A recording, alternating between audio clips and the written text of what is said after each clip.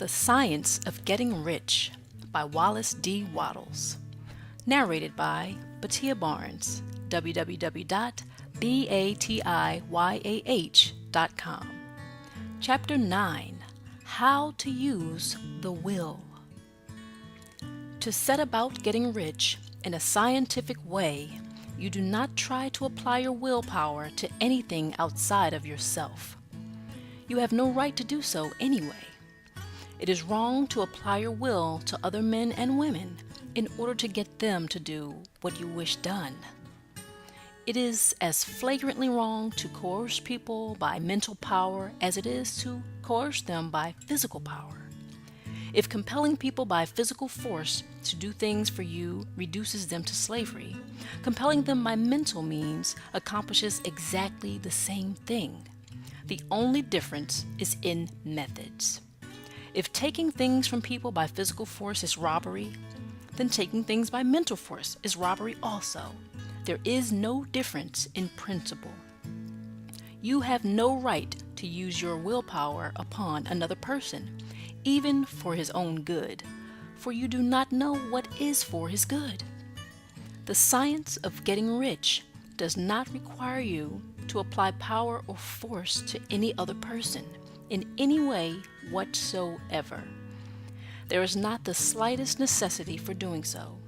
Indeed, any attempt to use your will upon others will only tend to defeat your purpose. You do not need to apply your will to things in order to compel them to come to you. That would simply be trying to coerce God and would be foolish and useless, as well as irreverent. You do not have to compel God to give you good things any more than you have to use your willpower to make the sun rise. You do not have to use your willpower to conquer an unfriendly deity or to make stubborn and rebellious forces do your bidding. Substance is friendly to you and is more anxious to give you what you want than you are to get it. To get rich, you need only to use your willpower upon yourself. When you know what to think and do, then you must use your will to compel yourself to think and do the right things. That is the legitimate use of the will in getting what you want. To use it in holding yourself to the right course. Use your will to keep yourself thinking and acting in the certain way. Do not try to project your will or thoughts or your mind out into space to act on things or people. Keep your mind at home. It can accomplish more there than elsewhere. Use your mind to form a mental image of what you want and to hold that vision with faith and purpose. And use your will to keep your mind working in the right way. The more steady and continuous your faith and purpose, the more rapidly you will get rich, because you will make only positive impressions upon substance, and you will not neutralize or offset them by negative impressions. The picture of your desires, held with faith and purpose, is taken up by the formless and permeates it to great distances throughout the universe, for all I know. As this impression spreads, all things are set moving toward its realization. Every living thing, every inanimate thing, and the things yet uncreated are stirred toward bringing into being that which you want. All force begins to be exerted in that direction. All things begin to move toward you.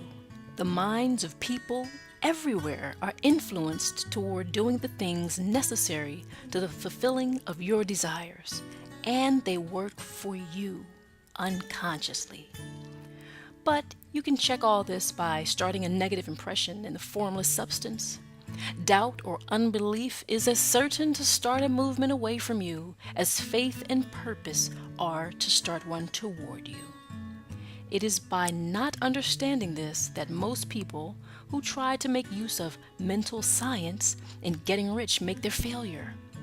Every hour and moment you spend in giving heed to doubts and fears, every hour you spend in worry, every hour in which your soul is possessed by unbelief, sets a current away from you in the whole domain of intelligent substance. All the promises are unto them that believe, and unto them only. Notice how insistent Jesus was upon this point of belief. And now you know the reason why. Since belief is all important, it behooves you to guard your thoughts. And as your beliefs will be shaped to a very great extent by the things you observe and think about, it is important that you should command your attention. And here the will comes into use, for it is by your will that you determine upon what things your attention shall be fixed. If you want to become rich, you must not make a study of poverty. Things are not brought into being by thinking about their opposites. Health is never to be attained by studying disease and thinking about disease. Righteousness is not to be promoted by studying sin and thinking about sin. And no one ever got rich by studying poverty and thinking about poverty. Medicine as a science of disease has increased disease. Religion as a science of sin has promoted sin. And economics as a study of poverty will fill the world with wretchedness and want. Do not talk about poverty. Do not investigate it or concern yourself with it. Never mind what its causes are. You have nothing to do with them. What concerns you is the cure. Do not spend your time in charitable work or charity movements. All charity tends to perpetuate the wretchedness it aims to eradicate. I do not say that you should be hard-hearted or unkind and refuse to hear the cry of need, but you must not try to eradicate poverty in any of the conventional ways. Put poverty behind you and put all that pertains to it behind you and make good. Get rich. That is the best way you can help the poor. And you cannot hold the mental image which is to make you rich if you fill your mind with pictures of poverty. Do not read books or papers which give circumstantial accounts of the wretchedness of the tenement dwellers, of the horrors of child labor, and so on. Do not read anything which fills your mind with gloomy images of want and suffering. You cannot help the poor in the least by knowing about these things, and the widespread knowledge of them does not tend at all to do away with poverty. What tends to do away with poverty is not the getting of pictures of poverty into your mind, but getting pictures of wealth into the minds of the poor.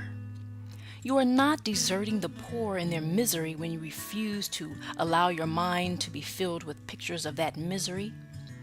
Poverty can be done away with, not by increasing the number of well-to-do people who think about poverty, but by increasing the number of poor people who purpose with faith to get rich. The poor do not need charity. They need inspiration. Charity only sends them a loaf of bread to keep them alive in their wretchedness, or gives them an entertainment to make them forget for an hour or two. But inspiration will cause them to rise out of their misery. If you want to help the poor, demonstrate to them that they can become rich. Prove it by getting rich yourself. The only way in which poverty will ever be banished from this world is by getting a large and constantly increasing number of people to practice the teachings of this book. People must be taught to become rich by creation, not by competition. Every man who becomes rich by competition throws down behind him the ladder by which he rises, and keeps others down. But every man who gets rich by creation opens a way for thousands to follow him and inspires them to do so. You are not showing hardness of heart or an unfeeling disposition when you refuse to pity poverty, see poverty, read about poverty, or think or talk about it, or to listen to those who do talk about it. Use your willpower to keep your mind off the subject of poverty and to keep it fixed with faith and purpose on the vision of what you want.